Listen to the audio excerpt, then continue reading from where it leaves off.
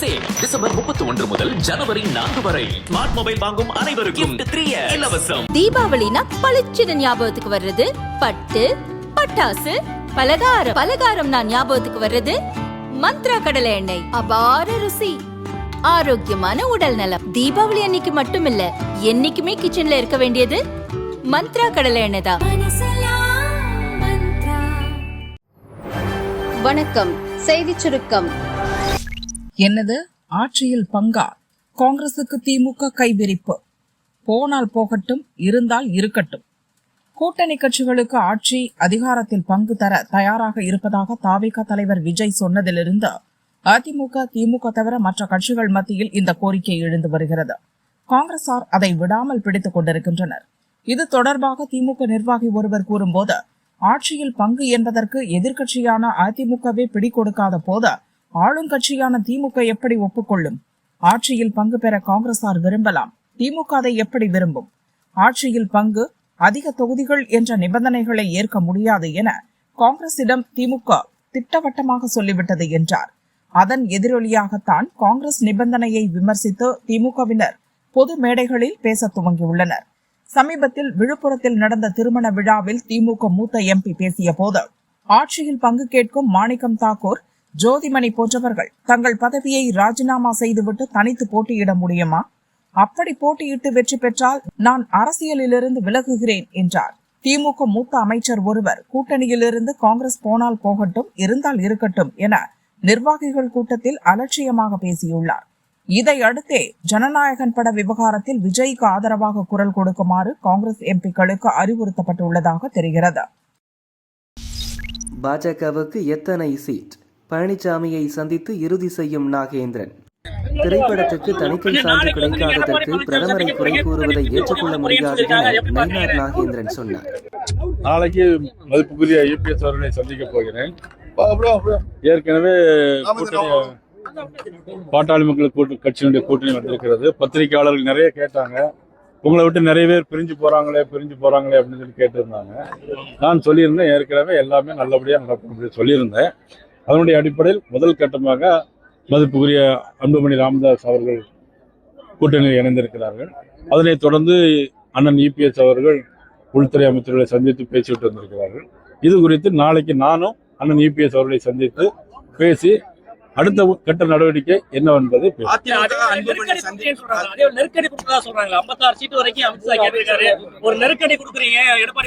யாருக்கும் பாரதிய ஜனதா கட்சியை பொறுத்த மட்டும் யாருக்கும் எங்களுடைய கூட்டணியில் எந்த நெருக்கடியும் யாருக்கும் கிடையாது. நாங்கள் சுதந்திரமாக அதாவது தொகுதி எத்தனைங்கிறது முக்கியமல்ல, யார் முதலமைச்சராக இருக்கக்கூடாது என்பது முக்கியம்.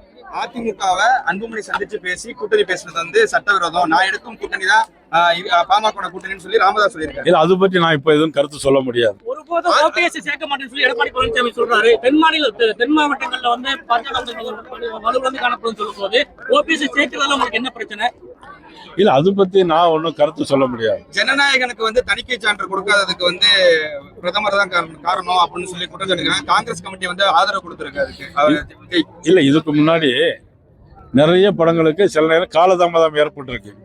அதற்காக ஒரு பிரைம் மினிஸ்டர் போய் கருத்து சொல்ல முடியாது. சென்சார் போர்டு இருக்கு. சென்சார் போர்டுல என்னங்கிறத தான் பார்க்கணுமே தவிர இதுக்கு ஒரு எடுத்த உடனே பிரைம் மினிஸ்டர் போய் கருத்து சொல்ல முடியாது. காங்கிரஸ் வந்து தாவேகா நெருங்கி போற மாதிரி தெரியுது, எப்படி பாக்குறீங்க? அது அவங்கள்ட்ட தான் கேட்கணும். நான் ஏற்கனவே சொல்லியிருந்தேன், பல உங்களுடைய மீடியா மீட்டிங் நான் ஏற்கனவே சொல்லியிருந்தேன். என்னன்னா காங்கிரஸ் கட்சி ஒருவேளை பேசியிருக்கிறார்கள் சொல்லியிருந்தேன். அதோட அடிப்படையில் போறாங்களா இல்லைங்கிறது தெரியும். காங்கிரஸ் கட்சியை நம்ப முடியாது. குஷ்பு அட்டாக். தமிழக பாஜகவின் தன்னார்வ தொண்டு நிறுவன பிரிவின் சார்பாக கிராம மக்களுக்கான வாழ்வாதார அடை காப்பகம் என்ற சுய வேலைவாய்ப்பு திட்ட துவக்க விழா புதுக்கோட்டை மாவட்டம் ஆலங்குடியில் நடந்தது. இதில் பாஜக நிர்வாகிகள் நயினார் நாகேந்திரன், குஷ்பு, கேசவ விநாயகம், கருப்பு முருகானந்தம், அர்ஜுனமூர்த்தி உள்ளிட்டோர் கலந்து கொண்டனர். அவங்க விமர்சனம் பண்ணுவாங்க. நீங்க பாருங்க, இப்போ இல்ல, ரொம்ப காலமாவே வந்து தமிழகம் வந்து இந்தியாவோட பாகமே கிடையாது, எங்களுக்கு தனி அந்தஸ்து வேணும் அவங்க கூறிட்டு இருக்காங்க. இப்போ நீங்க பாத்தீங்கன்னா இந்தியா முழுவதும் ஒன்னா இருக்கணும் நம்ம முயற்சி பண்ணிட்டு இருக்கோம். பிரதமர் மோடி அவர்கள் காஷ்மீரே வந்து பார்ட் ஆஃப் இந்தியா இருக்கிறதுனால நம்ம சேர்ந்து வந்து வாழணும்னு ஆசைப்படுறோம். ஆனா தமிழகத்துல திமுக ஆட்சி மட்டும் எங்களுடைய டிராவிடியன் கல்ச்சர் சொல்லிட்டு நம்ம தேசமே எப்படி பாகமா பிரிக்கணும்னு அவங்க ஆசைப்படுறாங்க.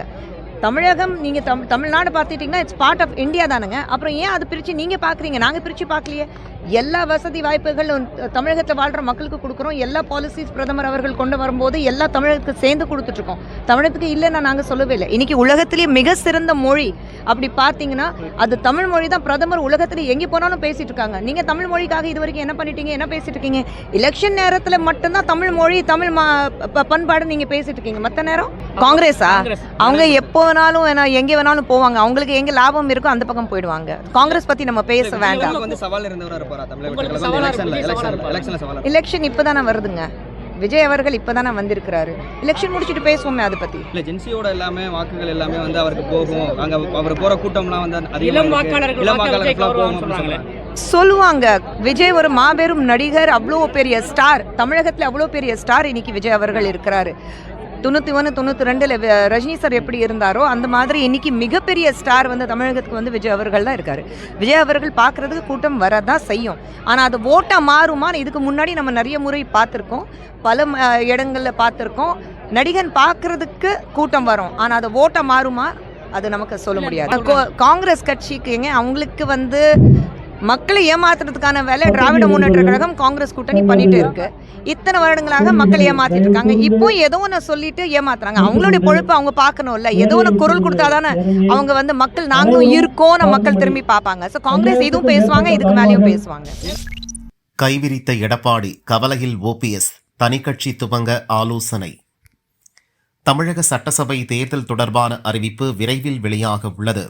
அரசியல் கட்சிகள் கூட்டணி கணக்குகளை துவங்கிவிட்டன. அதிமுக தலைமையிலான தேசிய ஜனநாயக கூட்டணியில் பாமக இணைந்துள்ளது. முன்னாள் முதல்வர் பன்னீர்செல்வத்தை கூட்டணிக்குள் கொண்டுவர பாரதிய ஜனதா முயற்சித்தது. ஆனால் கட்சியிலோ கூட்டணியிலோ பன்னீர்செல்வத்தை சேர்க்க மாட்டோம் என அதிமுக பொதுச் செயலர் பழனிசாமி திட்டவட்டமாக அறிவித்துவிட்டார். அதைத் தொடர்ந்து பன்னீர்செல்வம் தனது ஆதரவாளர்களுடன் சென்னை நியூ உட்லண்ட்ஸ் ஹோட்டலில் நேற்று ஆலோசனை நடத்தினார்.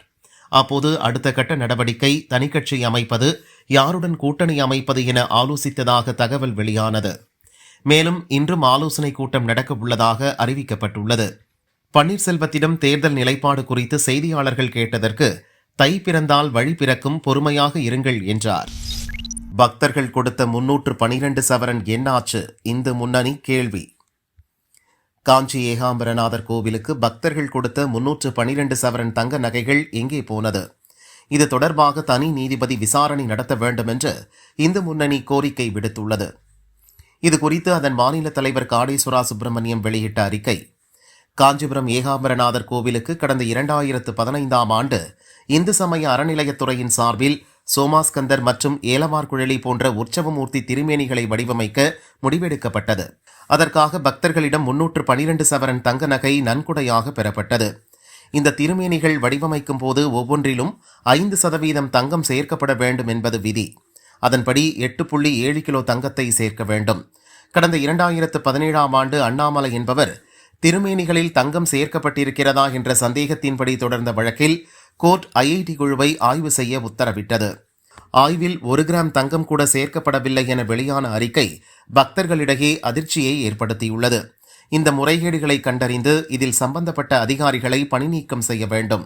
பக்தர்களால் வழங்கப்பட்ட 312 சவரன் நகை எப்படி மாயமானது, எங்கே போனது என்பதையும், தமிழகத்தில் இதுபோல வேறெந்த கோவில்களில் பக்தர்களால் கொடுக்கப்பட்ட நகைகள் மாயமாகி உள்ளது என்பதையும் கண்டறிய தனி நீதிபதி வாயிலாக விசாரணை நடத்தப்பட வேண்டும் என காடேஸ்வரா சுப்பிரமணியம் கூறியுள்ளார். வாக்காளர் பட்டியலில் பெயர் சேர்க்க 12 லட்சம் பேர் விண்ணப்பம்.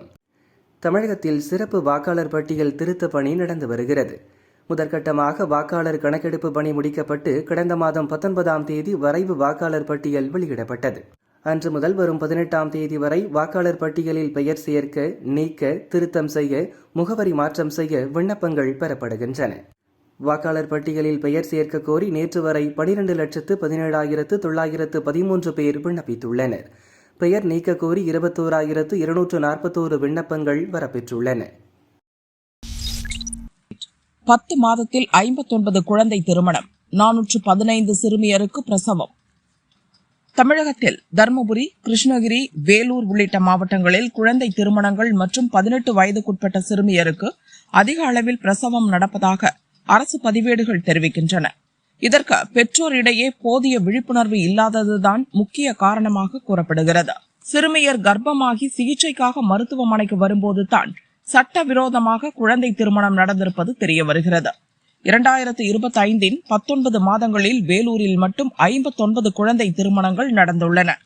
18 வயதுக்குட்பட்ட 415 சிறுமியருக்கு பிரசவம் நடந்துள்ளது. இத்தகவல் மாவட்ட அளவிலான குழந்தைகள் பாதுகாப்பு அலுவலர் கூட்டத்தில் தெரிவிக்கப்பட்டுள்ளது. இதுபோல் தமிழகம் முழுதும் எவ்வளவு குழந்தை திருமணங்கள் நடந்துள்ளன, எவ்வளவு சிறுமியருக்கு பிரசவம் நடந்துள்ளது என தகவல் அறியும் உரிமை சட்டத்தின் கீழ் சென்ற நவம்பரில் தகவல் கோரப்பட்டது. இதுவரை பதில் தரப்படவில்லை. மாநில அளவிலான தரவுகளை வெளியிட்டால் கடும் சர்ச்சை ஏற்படும் என்பதால் அதை வெளியிட அதிகாரிகள் தயங்குவதாக தகவல் வெளியாகியுள்ளது. இதுகுறித்து குழந்தைகள் நலன் மற்றும் சிறப்பு சேவைகள் துறை துணை இயக்குநர் கஸ்தூரி கூறுகையில், RTI மனு குறித்து பிரிவு அலுவலர்களிடம் விசாரித்து பின் முறையாக பதில் மனு அனுப்பப்படும் என்றார்.